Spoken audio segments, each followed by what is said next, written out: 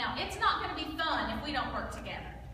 If we don't shout it out loud. And you know the girls that have the cards, they say number 1, and then we're going to do a lot of repeating because that keeps us energized and involved, okay? So I just wanted to warm up on it. But I want to begin by asking all of us a question, and you're going to have to really think and ponder. But what kind of world is this in which we live? What kind of world is this in which we raise our children? And in which we share our lives with our spouses and try to eke out a living? What kind of world is this in which we live that we need a retreat? Yeah, you know, we just need a retreat, don't we? We need to step away from things from time to time. We need a reprieve, don't you?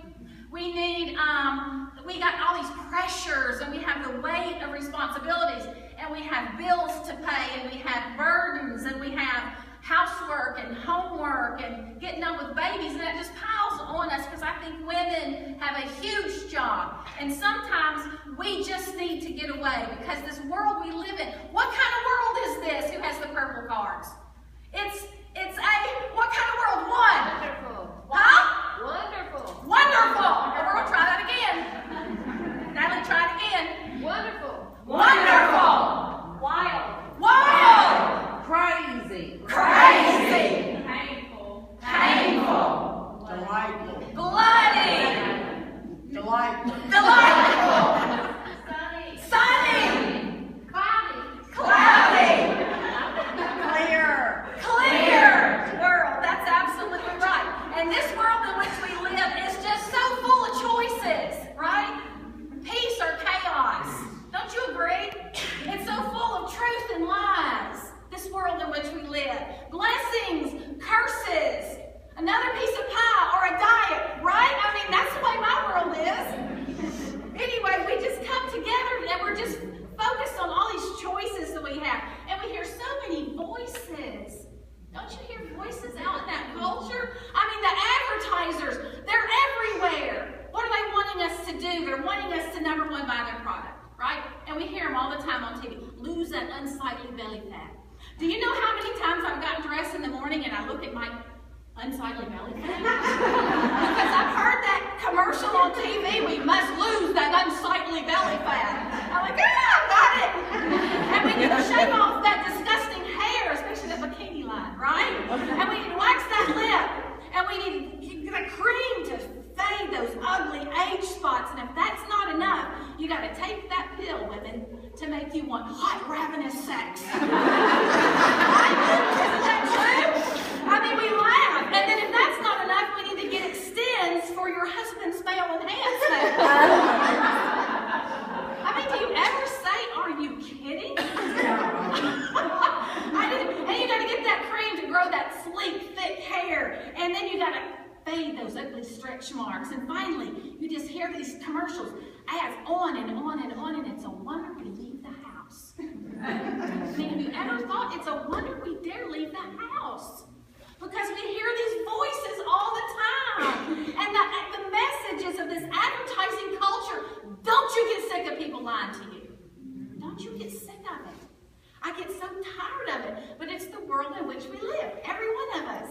And women hear all these voices in the culture, and we've heard them from our youngest, earliest childhood memories. And we really have. I want to talk about that. Some of these messages that we've heard from the time we're tiny, tiny little girls, we have accepted them as our truth. You know that's true. And they've shaped how we think, and they've shaped how we behave, and they form a belief system. These voices that we've heard, and they shape our worldview and our self-image. And you guys know it's true. We got to be really careful. That's what we're going to talk about this week together. We have to be really careful because some of the truth that we hold sacred are lies. And I think women are bombarded way more heavily than men. I'm getting ready to start this series back home in the winter when I go back to Ohio. Dave Ramsey's wisdom called Financial Peace University. You guys ever heard of that? We're going to be starting that, and I've been listening to it and trying to get familiar with it. And I've seen Dave Ramsey peel back layer after layer after layer of lies this culture has believed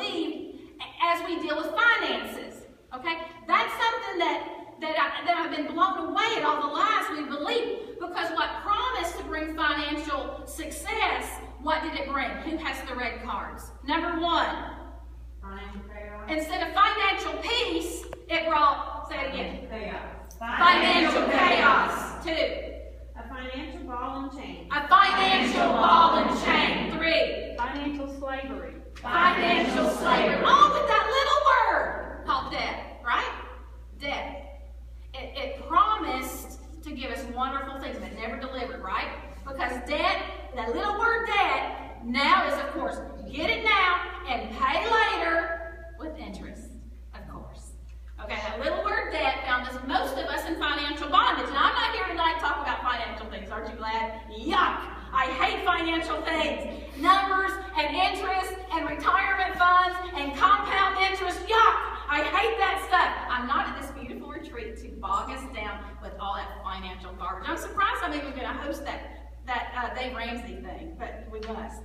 But at this beautiful retreat, I'm here to talk about another false reality. Those of you who have the black cards, get ready. I'm here at this beautiful retreat to talk about another false reality that holds almost all women in America. Number 1. Captive.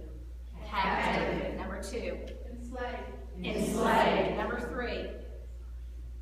Who has number 3? Constantly disappointed. Constantly disappointed. Unfulfilled. Unfulfilled. 5. Empty. Empty. Okay, we're always looking for some appointed purpose as women that brings really deep fulfillment in our lives. That's what we're going to talk about. That is huge. That is so heavy. I want to say it again. Girls, get your cards ready. We're going to talk about a false reality. The lies that we believe that hold almost all women in America. 1. Captive. 2. Enslaved. Enslaved. 3. Constantly disappointed. Constantly disappointed. 4. Unfulfilled. Unfulfilled. 5.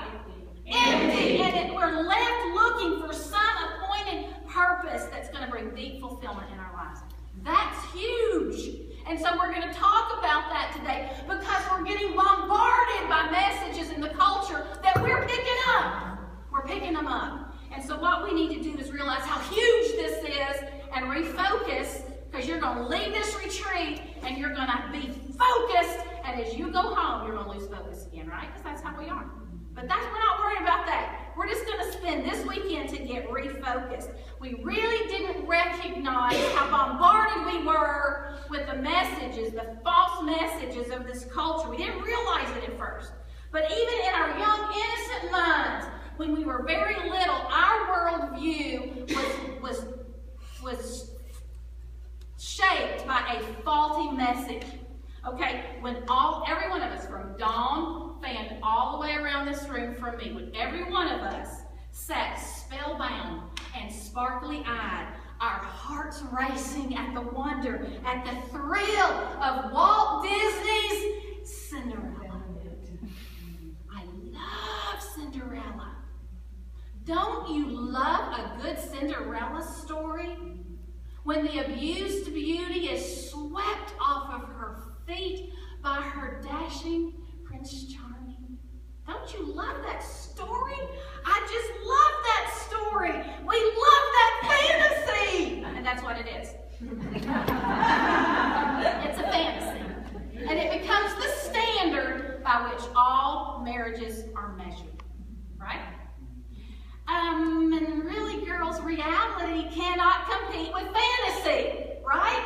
So we're going to talk about that. So our Cinderella story, and we all kind of sort of got wrapped up in that, when our Cinderella story ends up being more like Beauty and the Beast, okay, or Dumb and Dumber, or Sleeping with the Enemy, right, or Who the Fuck Did I Marry, when our reality becomes more like that, we are very capable as women. We are very, very capable of becoming bitter and dissatisfied, and we are very capable of pausing our life and looking around for a new and an improved Prince Charming. So true. Very true. We don't mean for it to happen, and we aren't looking for it to happen, but our lives as women become so enslaved by unrealistic expectations. truth. And we become constantly disappointed in our real Prince Charming, right? That man we call husband, who was doomed from the beginning, and he didn't even know it, poor soul. I mean, he never knew what he was up against. You know it's the truth, because we're often left unfulfilled by this Prince Charming we thought we were marrying. We often become so disappointed because we're not treated like a princess 24/7. Isn't that the truth? I mean, we don't say it, but we expect it right up in here and right in here. And we're left empty. After all, since our childhood, since our very youngest ages, since we were little girls, we really were created to be whisked away by a carriage that was really a pumpkin, waited on by coachmen that were really mice, right? That's what we have in our heart.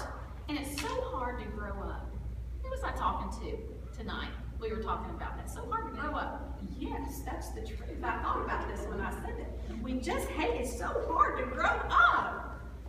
After all, we realize that once we've been in this marriage thing for a while, our Cinderella story just isn't getting it anymore. Am I the only one that has ever been there? I'm so guilty, poor Ed. I really never told Ed what I was expecting of him. Never. Poor thing. I mean, I never told him I expected him to be like Prince Charming. I just expected that he would be that way. But a prince and Cinderella just didn't act like Ed. I mean, a real man. I mean, farting all the time and burping and embarrassing me sometimes, you know? And eating all the chips and leaving crumbs everywhere, right? And eating all the cookies and leaving his towel, you know, his wet towel on the furniture and not wanting to hear the kids' prayers and on and on and on. He drove me crazy.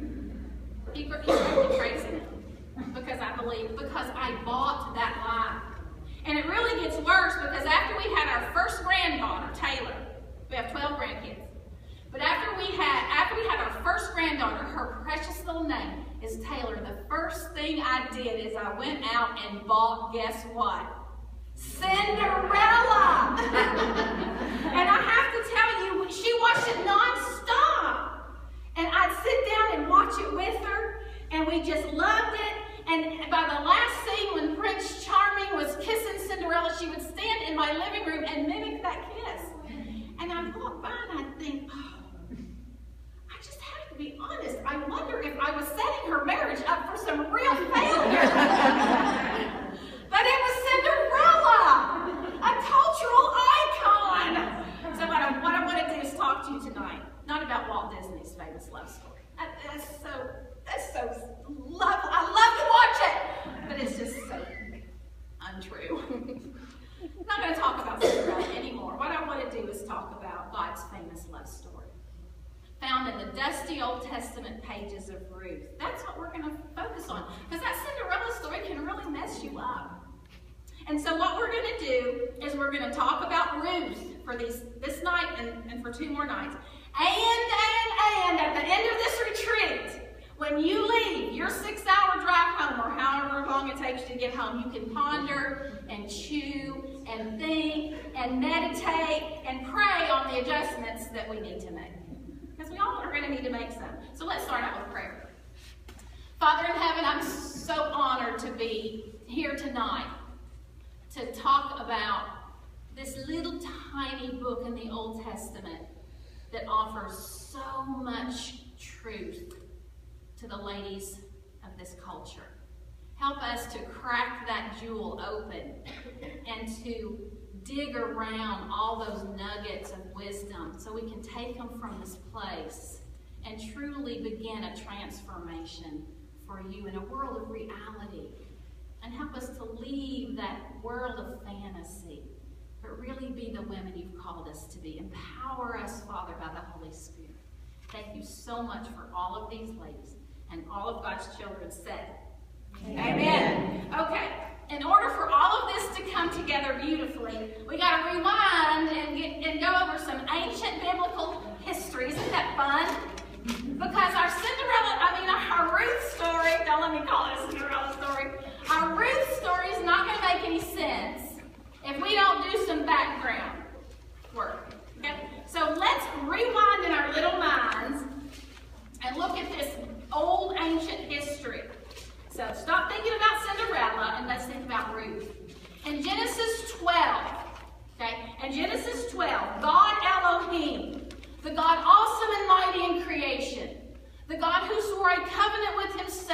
that he would never stop his work and never stop his labor until all things were restored and made whole. That God called Abraham, an old man, 75 years old.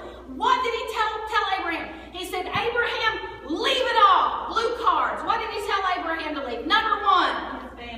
His family. Number two. His community. His community. Number three. His comforts of a sealed home. His comforts of a sealed home. Number four. His gods. His gods. And he told this old man, he said, go to a place that I'll show you. And if you'll do this, Abraham, repeat after me, I'll give you land. Amen. And I'll give you descendants. I'll give you descendants. And this old man, 75 years old, packed everything up and left and followed God. And that is awesome when you study this man's life. Abraham and Sarah had no children. You got to understand, they were childless at 75 years old, but they had a nephew named Lot. Now, any of you in here who could not have children or who waited a long time to have children know that your nieces and your nephews become very precious to you, right? You just pour the love you would have poured on your own children onto your nieces and nephews. And that's exactly the way it is with Abraham and Sarah. When he left to follow God, when Abraham and Sarah packed up to follow God, Lot went too. So interesting what happened. Because Abraham was faithful to God, God began blessing him and blessing him. And Lot was blessed too because he was hanging out with Abraham, right? That's how it works with us. When God's blessing his church, he blesses us all because we're hanging out together. Well, what happened? Abraham had so many cows and cattle, and Lot had so many that their herdsmen began fighting and feuding. It was just this complete and total, just bovine mess. So Abraham goes up to Lot, and he said, Lot, listen, we're family, and we love each other, and we cannot allow this to happen. So what I want you to do is we've got to come to a decision that we have to separate. There has to be a scattering. And let me tell you guys something. Sometimes God will not advance a covenant blessing in your life until there's a scattering. I just want you to remember that. Because God did not advance the covenant blessings for Abraham until Lot left. But it's so interesting that Lot, he said, you're right, we really probably should separate, but let's separate friends. So Abraham said, look, if you want to go down there, Lot, I'll stay here. If you want to stay here, Lot, I'll go down there, but we got to separate. So Lot looked around. He wrinkled his forehead, and he scratched his chin, and he pinched his lips together. And he looked down at the fertile Jordan Valley, down below. And he wanted to go to the fertile Jordan Valley, the valley of Sodom and Gomorrah. Anybody ever heard of Sodom and Gomorrah? I mean, Sodom and Gomorrah was wickedly immoral. We know that, right? But it was the happening place. I mean, it was the happening place. There was fertile ground to graze livestock. There was fertile ground to grow crops. You got to understand there was fertile ground to prosper. What did Lot want to do? He wanted to prosper. So this is what he said. I want to go down there. Because not only is everything fertile, but there's a walled city which offers protection. And there's community. And I want to go down there, but it was wickedly immoral. But he didn't care. He wanted all of that stuff because it had the advantage of community. Okay, what advantage is that? Who has the green cards? Number one. Walmart. There were plenty of Walmarts there. Two. Farmers market. Farmers markets. Three. Fuel marts. Fuel marts. Four. Plenty of water. There was plenty of water. Five. Restaurants. Plenty of restaurants. Six. Parks and gyms. Parks and gyms. But it was wickedly immoral.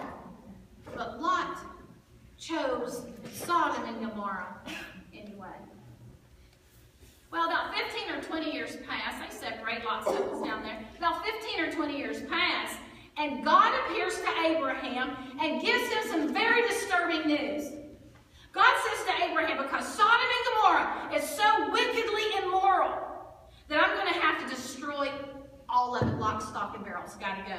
And Abraham pleads with God, don't destroy Sodom and Gomorrah. Why did he do that? Because his nephew lived there, and he loved him with all of his heart. Don't destroy Sodom and Gomorrah. Lot lives down there, but the city could not be spared. Could not be spared. So God sends two angels that look like men. Okay? Nobody knew they were angels. So two angels that look like men down to Sodom to rescue Lot. Wasn't that merciful of God to do that? He sends two angels to Sodom and Gomorrah to rescue Lot. These two angels look like men. And these two angels that look like men arrive in Sodom and Gomorrah and find Lot sitting at the city gate, which proves that he was a man of great influence. So interesting. When Lot saw the two men that looked like angels, he got up and he put his face to the ground. This is what he said. My lords, please come to stay with me tonight, he said to these two angels that looked like men. Please come and stay with me tonight. Come to my house. Hey, I'll wash your feet. You can sleep in my house. I'll give you something to eat, and you can leave early in the morning.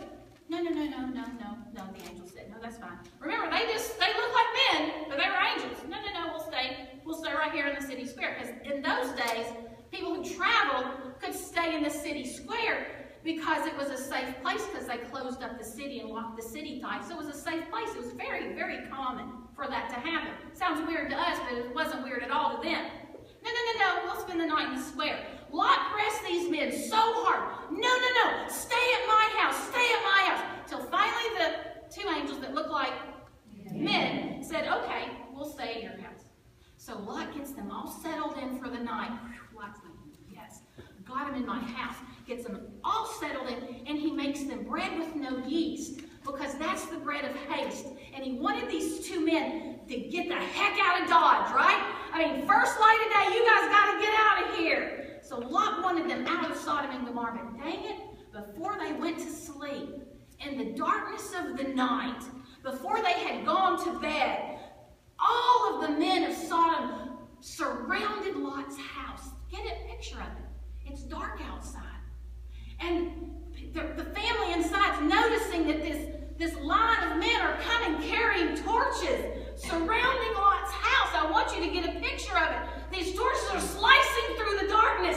Burly old men and young, toned men, all carrying torches surrounding the house. And this is what they yelled out. Hey, Lot! Where are the men who came to you tonight? You bring them out so we can have sex. We can have sex with them. Lot was not surprised, but he was horrified. And he opens the door and squeezes out, shuts the door behind him really fast, because he doesn't want those men to come out. This is what he says to them. No, my friends, don't do this evil thing. What do you call it? Evil. Don't do this evil thing. Look, I have two virgin daughters. Let me bring them out to you. You can do to them whatever you want. I mean, is that raw or what?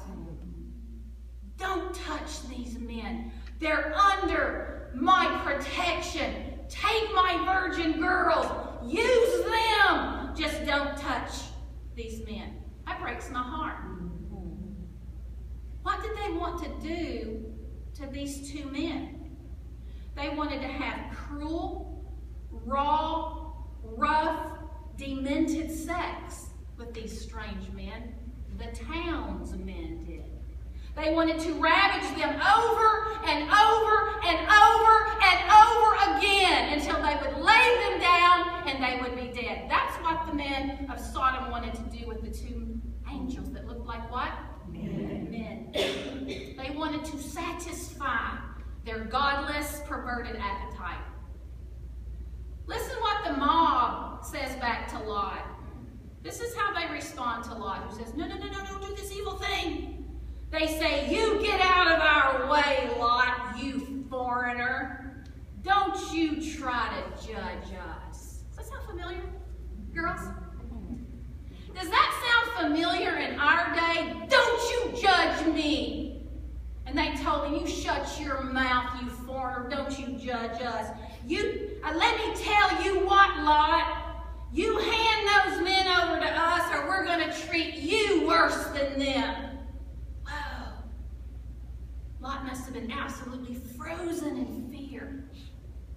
The two men who were in Lot's house, the two angels who were in Lot's house that looked like men, opened the door and snatched Lot in the house and struck all the men outside with blindness. What would have happened to the two men had they not been angels? Let me tell you, those men along with Lot would have been pulled from that house, scratching and screaming and fighting, as the townsmen would have stripped them naked and would have raped them over and over and over and over again that night. You think that ever happened in Sodom and Gomorrah before? Yeah. You can bet your bottom dollar it did. It's horrible.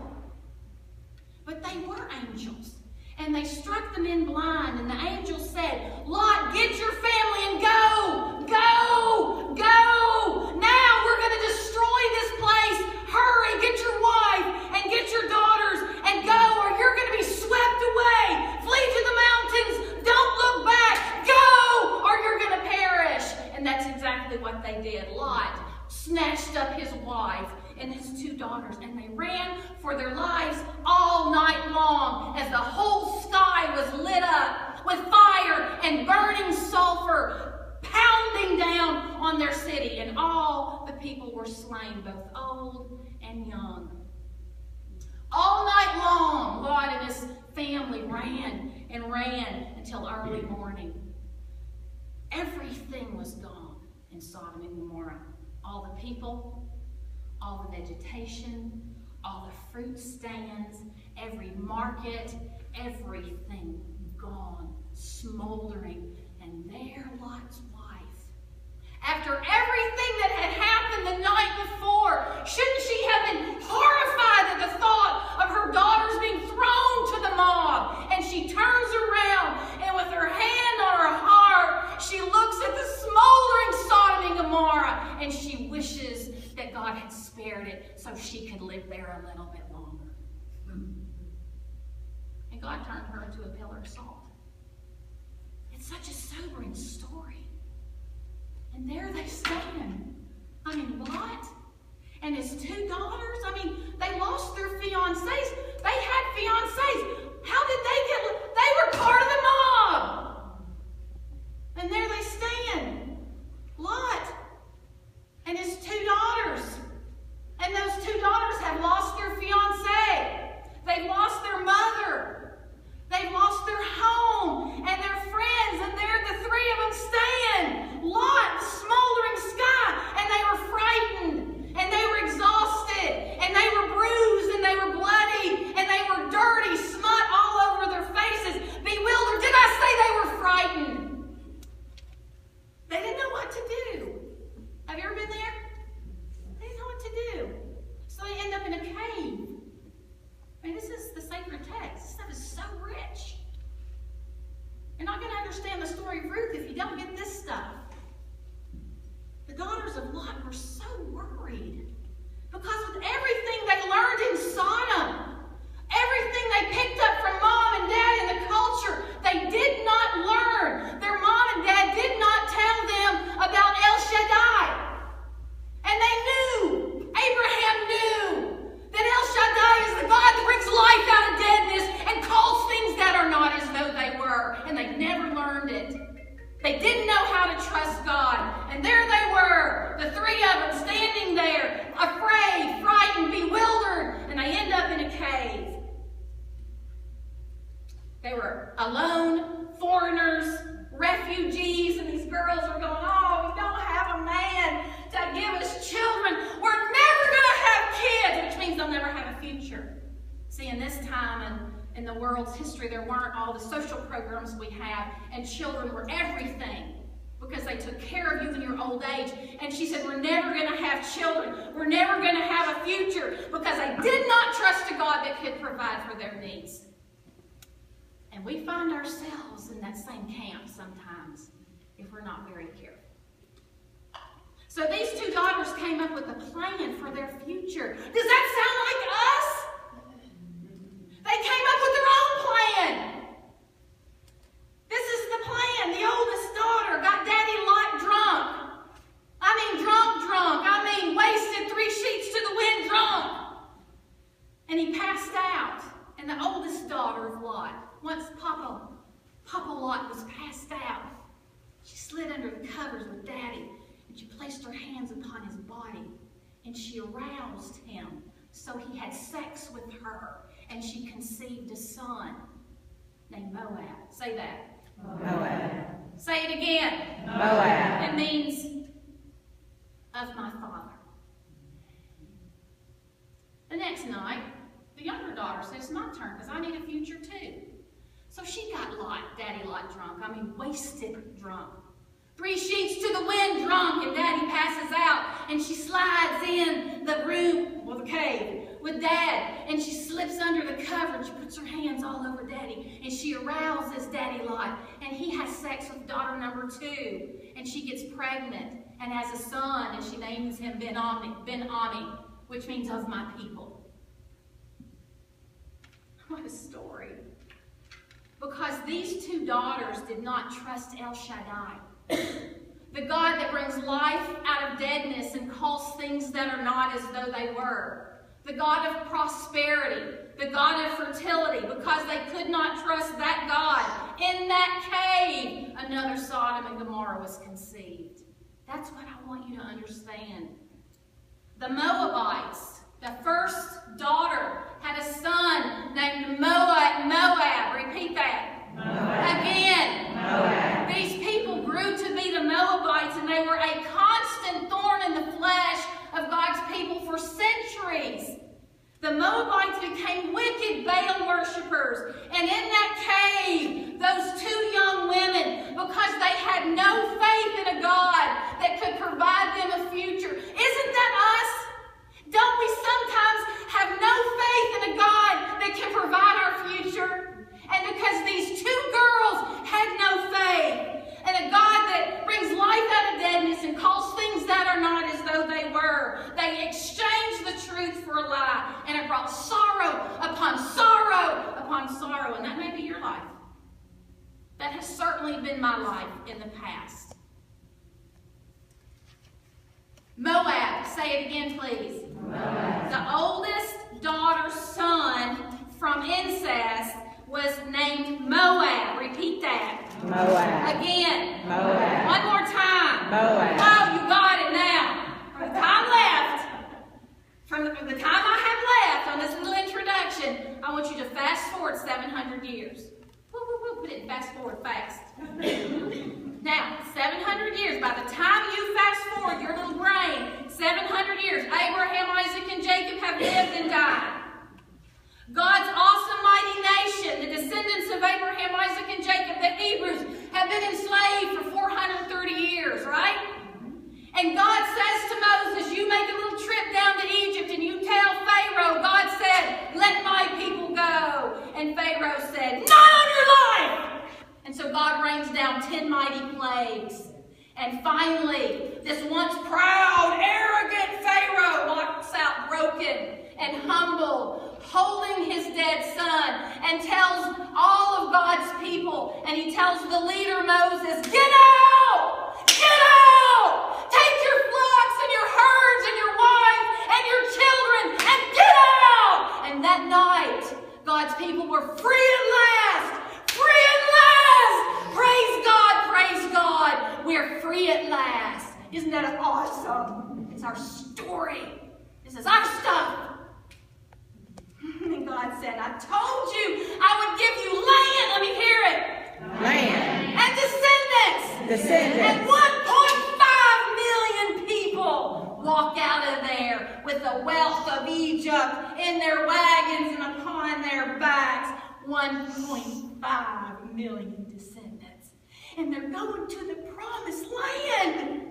And they have to pass through Moab to get there. Where? Moab. Say it again. Moab. Woo! Now, Moab was a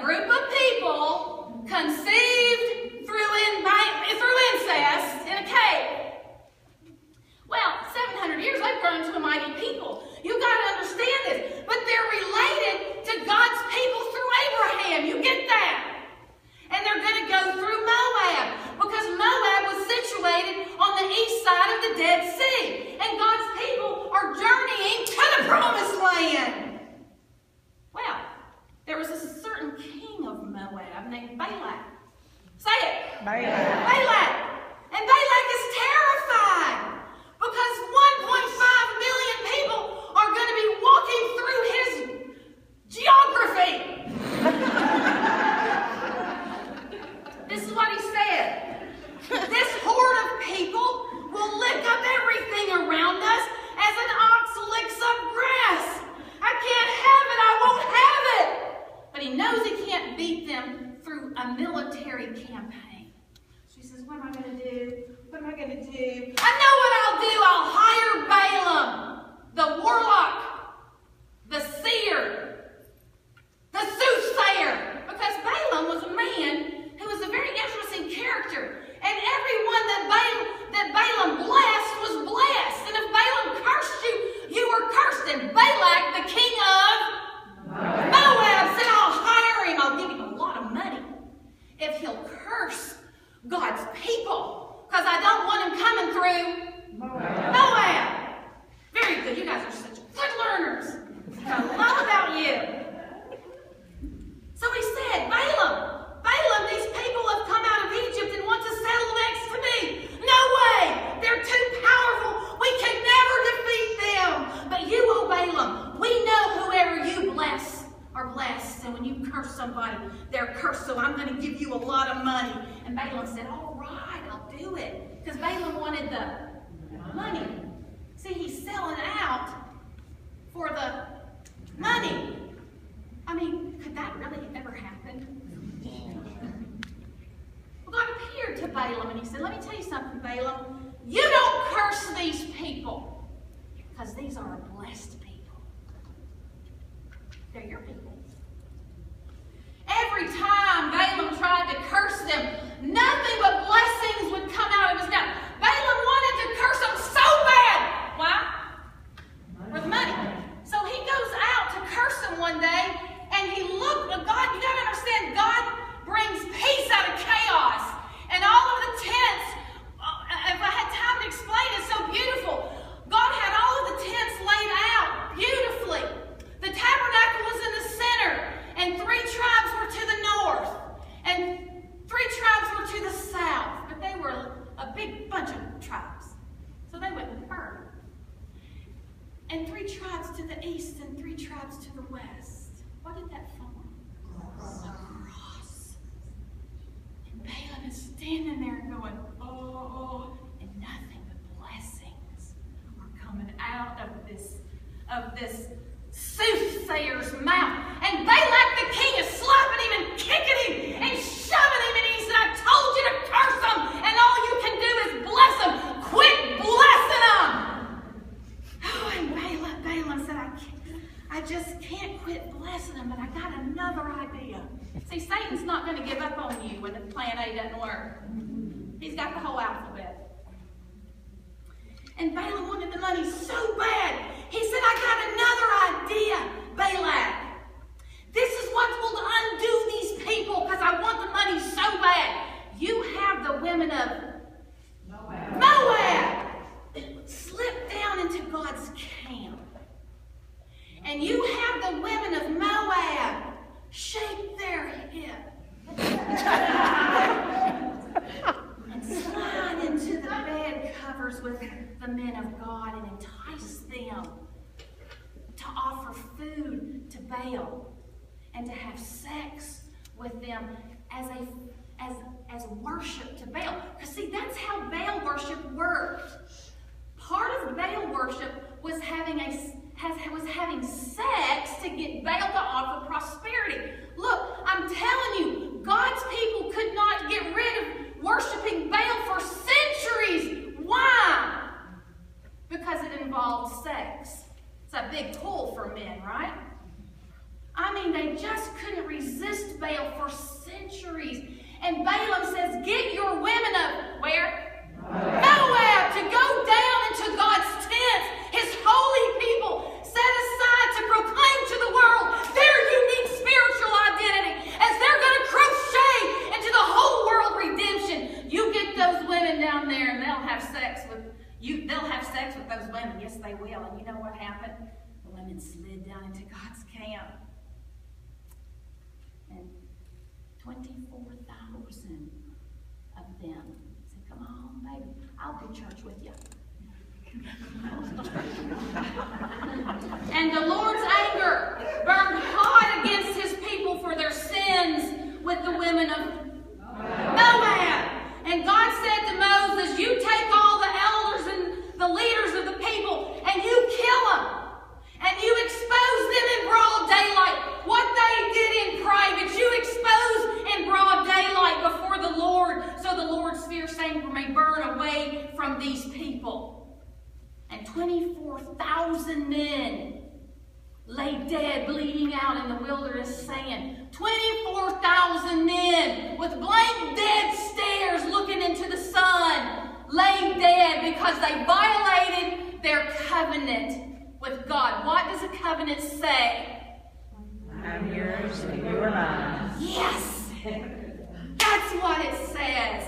And they violated with the women of Moab. Commandment 1, 2, 3, 7, and 10. And 24,000 of God's men were slain. What Balaam could not do through a verbal curse, he did by enticing God's men into sexual and spiritual adultery. What Balaam could not do through that verbal curse got done a different way, right? God was heartbroken. He was heartbroken by the unfaithfulness of these people that were related to Israel through Abraham's nephew Lot. These people, he was so upset because these people who had their beginning through an incestuous relationship tricked his people. And this is what God said. Repeat after me. Don't mess with Moab. Don't mess with Moab. Don't let them enter the assembly of the Lord. Don't let them enter the assembly of the Lord. Don't seek good relations with Moab. Don't seek good relations with Moab. Don't settle in Moab. Don't settle in Moab. Don't enter covenants with Moab. Don't enter covenants with Moab. Don't trade with Moab. Don't trade with Moab. Have nothing to do with Moab. Have nothing to do with Moab. Thus saith the Lord. That's what God said. That's what God said. I mean, it's pretty clear, right? Repeat after me. No Moab. No Moab. No Moab. No Moab. No Moab. No Moab. God's blessings God's blessings are not in Moab. In Moab. Now listen to this ancient love story called Ruth. Ruth 1. In the days when the judges ruled. Now you gotta understand, I'm teaching judges back home, and oh my lands.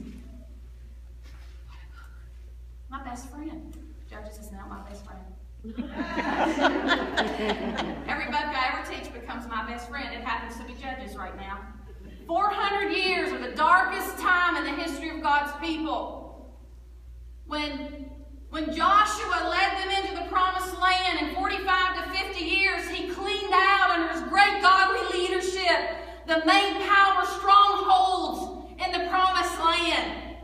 And then he dies and he says, finish your job. 2 things. Stay faithful to God's covenant and finish wiping out those uncircumcised Canaanites. And God's people didn't either. And it's during this 400-year span of time when we discover this awesome book called Ruth. Okay, where am I? In the days when judges ruled, there was a famine in the land. A what? Famine. A famine.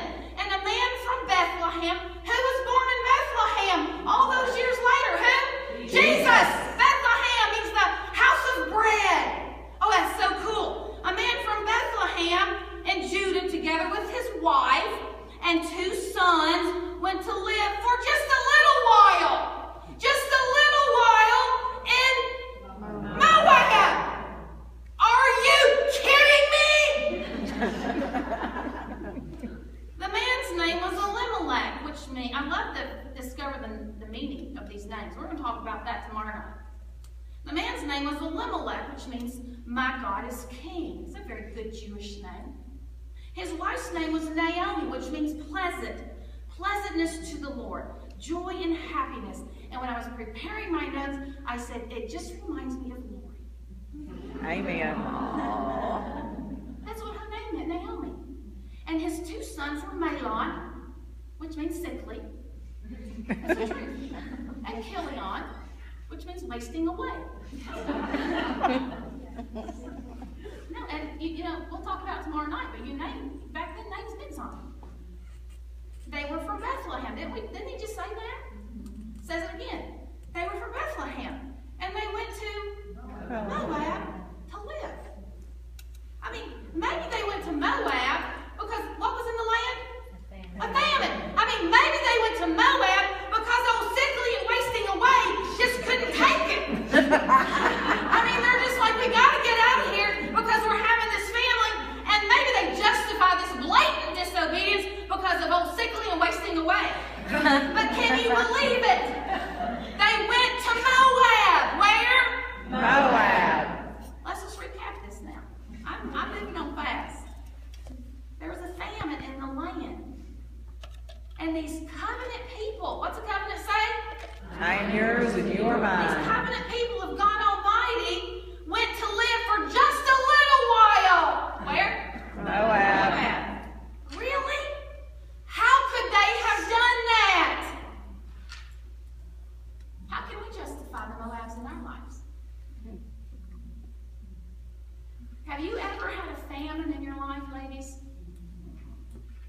You know, people do the strangest things when famine comes to town. Ever had a famine in your marriage? I mean, you just have this dead marriage. I mean, you have this uninvolved, this despondent, this husband with no courage and no passion and no ambition. And I mean, he just doesn't have any ambition, and it's not fun anymore, and everything is nothing but obligation and work, and your life is so melancholy, and you're hurting to your soul, and after all, you're better than him. Have you ever had a famine in your marriage? How about a famine in your finances? I mean, you're so poor, and every week you just can't make that paycheck stretch, and you're so sick and tired of seeing other people get the new house, or other people get the new kitchen addition, or other people get the new car, or the bonuses, or the raises, and you're so sick of it because you never get the stuff, and you are in a financial famine, and you don't think it's ever gonna end. Have you ever been there? How about a famine in your spiritual life? Ever had one of those? You just can't get that feeling back. Remember those mountaintop experiences? I mean, you can't beat them, but you can't find one of those anymore. You just can't, you're just dry. Your spiritual life is dry and barren, and church is a chore, and the songs don't touch you anymore, and the scriptures seem hollow. You ever had a famine in your spiritual life? How about a famine in your dreams and your hopes? I mean, all your dreams are on the back burner. And I'm telling you, everything's empty year after year after year. None of your hopes are happening. And you're just having a famine. That happens sometime. How about a famine with your relationships? I mean, your kids are raised and they don't ever call you or check on you. Or how about this, Katie? I mean, I think of all you women in here with young children, and it's nothing but crying babies, right? And diapers, more diapers than puke, and you never go anywhere without a milk stain on your shirt, you know? And you can't listen to your favorite music, and you're up all night, and you can't party anymore, and it's just this motherhood thing is so heavy. And your friends mad at you, and you guys can't work it out, and your husband's a dullard, then your relationships are just a mess. How about a famine in your soul because of the death of a loved one? I mean, it's just so heavy because nothing's the same anymore. And it's never going to be the same anymore, and every memory hurts. And your soul is too wounded for life. How do you handle a famine in your soul? I'm dying on the vine here. You ever felt, am I the only one that's ever felt that way? I mean, it doesn't matter if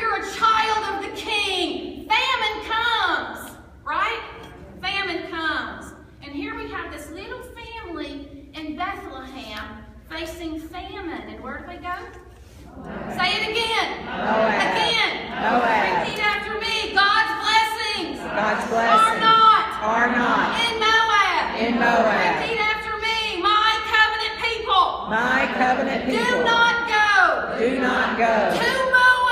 to Moab. 4 blessings. 4 blessings. Don't go there. Don't go there.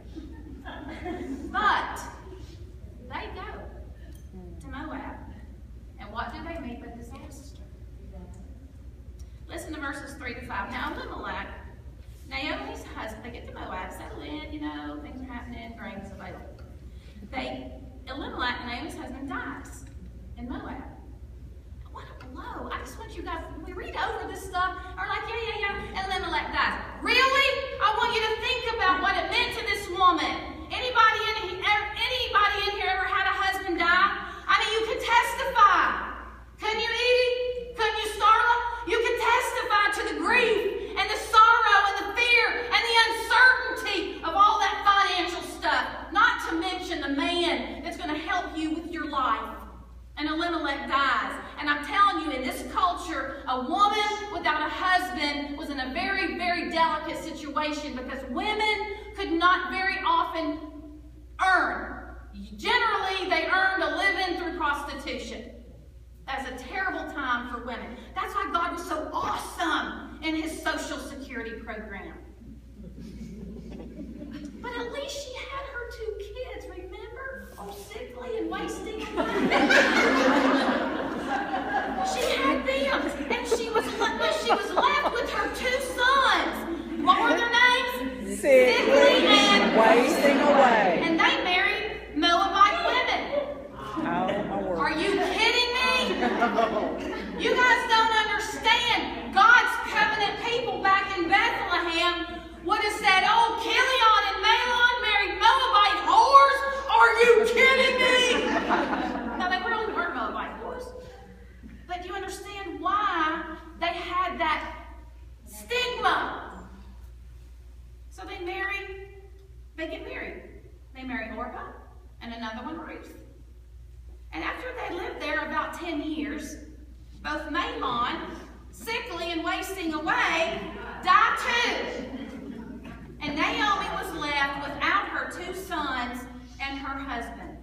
I want you to try to imagine all of you being in a foreign country and losing your husband and burying him on that foreign soil, and then losing all your children, however many you have, and burying them on that foreign soil. Happened to be Moab this time. I want you to feel her sorrow. I want you to understand how desperate this woman of the covenant was. This was a woman of faith. Now, in order for me to end this introduction, I cannot end tonight until I ask you girls this. Where's your Moab? Where's your Moab? Where do you go when you face famine in your life? This is our story. This isn't some dusty old book found in the Old Testament. This is our story. We all have Moabs in our lives. It's just like Pentecost. Remember Pentecost? Everybody was invited to the Feast of Shavuot. Why?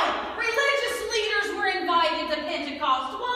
Everybody, widows, orphans, priests. Why? Because everybody was sinners. And everybody here, I don't care if you are a religious leader, if you planned this retreat, if you paid for somebody else, everybody in here has a Moab. And just like the Feast of Unleavened Bread, God has called his people to do a careful search of our lives. Because there are no blessings in Moab. And if we don't identify our Moabs, we will never move to the place of God's blessing. Do you guys understand that? Where do you go when famine comes to your house? Where do you go when famine settles in your heart? When your marriage is dried up and dead? When you wouldn't know passion if it slapped you in the face? Where do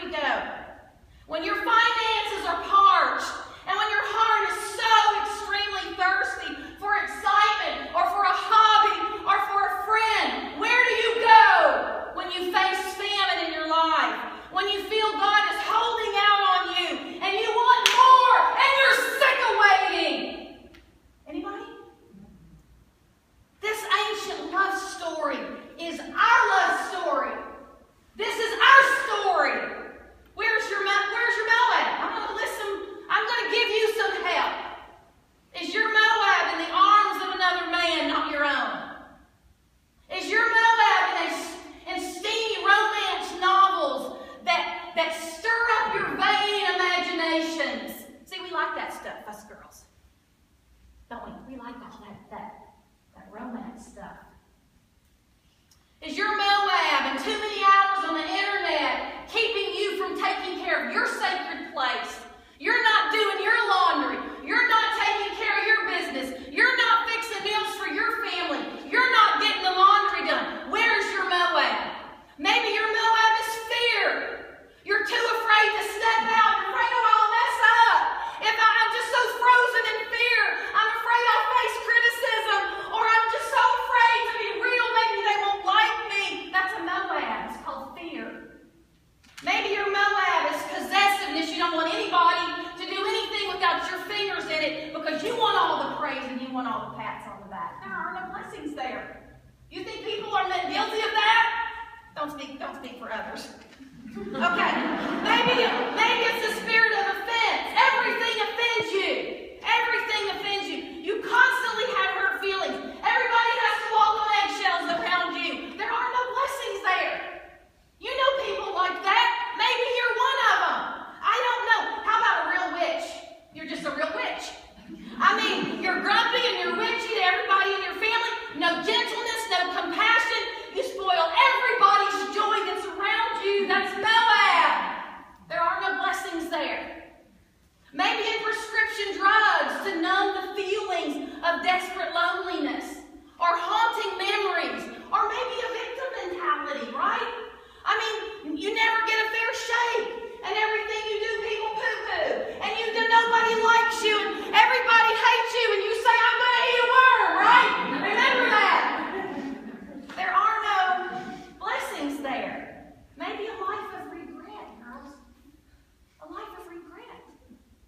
I mean, maybe you can't accept God's forgiveness for that past abortion, or for that past divorce, or for that time you spent in the psychiatric ward, or maybe you can't accept God's forgiveness for the children that never came, or for an abortion, or for breaking up a marriage with the sweetest man that ever lived on the face of the earth, or maybe you couldn't have children, or you used to be a prostitute or a drug addict and you're not there anymore, but you're living a life of regret. That's a Moab.